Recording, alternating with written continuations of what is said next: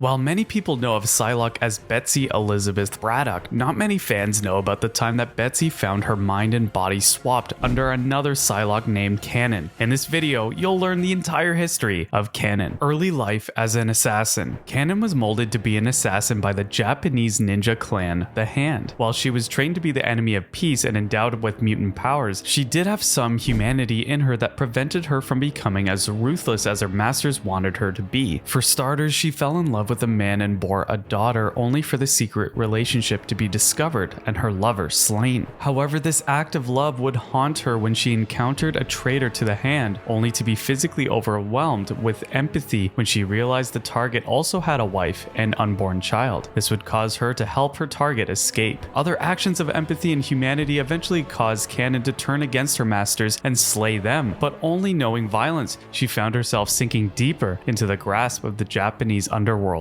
While she found love with the Hand agent Matsuo Tsurayaba, she also was working as an enforcer for the Japanese crime lord Norin, and both groups soon came into conflict with one another. This led to her and Matsuo facing one another in a duel, only for her to lose and suffer severe brain damage as a result. Kwannon was knocked into a coma and off of a cliff, only for another woman to show up that would change her life forever, becoming Psylocke. After an adventure involving the Siege Perilous, Betsy Braddock washed up on the shore of the Hand's base, and Matsuo thought the aid of the sorceress Spiral. He figured that since both women were telepaths, they could withstand contact with one another's minds and that they could bring Kwannon out of her coma. But Spiral had other plans of her own and ended up switching the minds and bodies of both women. Additionally, she would implant cybernetic eyes into Betsy Braddock, allowing Mojo of Mojo World to monitor the X-Men, also allowing for an interesting adventure where the team became X-Babies. Matsuo was unaware of this and ended up brainwashing Braddock and becoming Lady Mandarin, and Braddock became much more aggressive in her new body and mind. However, Betsy was able to telepathically contact an investigating Wolverine and regain her true identity. Meanwhile, Kwannon believed herself to be the real Betsy Braddock and was manipulated by Norin to attack the X-Mansion. With the new codename of Revanche, she battled the real Psylocke, and the pair's fight was separated by the X-Men. Despite traveling to Japan and investigating Norin, the X-Men were unable to learn much about the women's past, and Kwannon and Braddock will reluctantly become teammates in the X-Men, with Kwannon taking on the name Psylocke. Redemption and death. As the deadly and contagious legacy virus ripped through the ranks of mutant kind, Kwannon became infected by the illness. As she battled for her life, the telepathic abilities she had began to amplify, and the confusion around her memories shattered as she learned who she truly was and what had been done to her and Braddock. She decided to leave the X-Men in order to die on her terms after learning who she was and travel back to Japan. Encountering her lover one last time, she asked Matsu to take her out of mercy. He would do so, but not before Kwannon would give him psychic energies that would allow Betsy Braddock to restore her mind as well. And with that, Braddock's mind was healed, but not her body, while Kwannon simply faded away. A strange resurrection. A mentally healed Betsy Braddock would remain in Kwannon's body for many years until an encounter with Sapphire Strix, a psychic vampire who drained the soul from Braddock during their fight. Betsy was able to defeat the vampire on the astral plane, and in doing so created her original body. As she placed her mind within the new body and emerged in the physical whole world in both body and mind, Kwannon's spirit would return to her own body as well, bringing her back to life. However, it wasn't all sunshine and roses for her after all this. She encountered the X-Men when they battled the Brotherhood of Evil Mutants and ended up taking out Magneto, who's actually a clone named Joseph. Unable to remember anything but vague memories of the X-Men, she introduced herself as Nothing and was taken into custody for murder. But Wolverine later freed her, seeking his own vengeance on the killers of the mutant Wolfbane, who had been beaten to death. Using her telepathic abilities, Kwannon was able to discover the killers and share their memories with Wolverine, who took vengeance on them, confronting her past. Now taking the name Psylocke, Kwannon attempted to make a life for herself on Krakoa, but quickly discovered that she felt like an outcast. But as she tried to build her future, the past reared its head and quickly forced her into an unquestionable path. Kwannon's child from her first relationship was killed by Apoth, an artificial intelligence that she had chosen to spare during one of her missions as an assassin. She teamed up with Mr. Sinister, Cable, and X-23 to find out and defeat Apoth in cyberspace, where Kwannon got revenge for her daughter's death. She would later be put in charge of the Hellions, who were unstable and violent mutants deemed to be unfit for modern Krakoan society, and their first mission was to dismantle a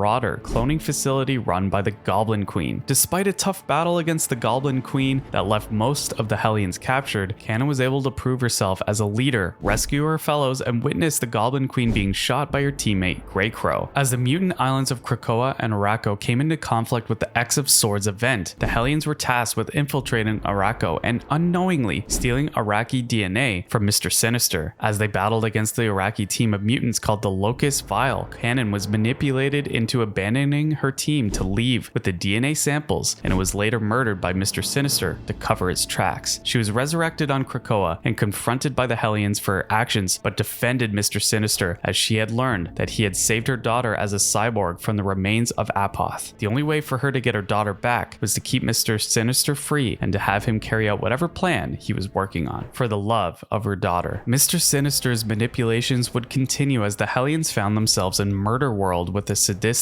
Arcade. As Mr. Sinister attempted to take Murder World over from Arcade, Kwannon was able to break free from her entrapment and torture to confront the two, only for Mr. Sinister to keep her silent with the knowledge of her daughter and the fact that the Quiet Council would destroy his research and her daughter if they learned about his actions to revive her daughter using Murder World's technology. However, this resentment against Mr. Sinister would reach a boiling point when the Locust Vial ambushed the Hellions to recover the DNA samples from the island of Arakko. The Locust Vial exposed Sinister's deception, prompting the Hellions to seek revenge. Mr. Sinister sent an army of his own clones at the team, leaving Kwannon behind. Now seeking her own vengeance, she led the Hellions to Mr. Sinister's hideout and revealed the truth about her daughter. Unfortunately, due to Hero Empath who was acting under the orders of Emma Frost, the facility was destroyed and Kwannon was left alone in the ashes. She renounced her ties to the X-Men and attempted to resume her life as a solitary assassin, captain of Krakoa, and a marauder. She was chosen to be one of the great captains of Krakoa and remained on the island as the mutant cyborg's nanny and orphan maker attempted to rescue an android baby from the villainous group, the Right. She joined the mission and engaged in a brutal battle with the forces of the Right, only for Nanny to be slain at the hands of the child and orphan maker to lose control and kill humans. While both being punished for their actions, Kwannon saw her team of Hellions disbanded in the aftermath. But soon she would leave the island and head to space as part of the Kitty Pryde's Marauder team. They would then have a time travel adventure in the Shire Empire and bring a group of prehistoric mutants back to life. They would also team up with Captain Marvel against the Brood. She would provide telepathic support for the team as they battled against the Brood forces until she suffered severe injuries that disrupted her support. Additionally, she was told about her daughter from a future timeline from Captain Marvel who Carol had seen during her own adventures through time. She would later join the Avengers Unity Squad against the mutant-hating group Orcus, and despite the differing methods between the X-Men and the Avengers, she would help them free mutants from Orcus concentration camps and stop a nuclear detonation at the Empire State University. She would fight against the vampire invasion of the world during the Blood Hunt crisis, and she would later rejoin the X-Men in Alaska. Kwannon saw herself as nothing more than a tool and decided that her only purpose was joining the X-Men. While she would act as one of the psychics of the X-Men, she would also resume her solo mercenary work, and soon her two jobs came into conflict. After being removed from the active X-Men missions, she would continue to protect both innocent mutants and humans from those who would exploit them. And she's likely going to continue to do this, though whether she rejoins the X-Men is something left up in the air.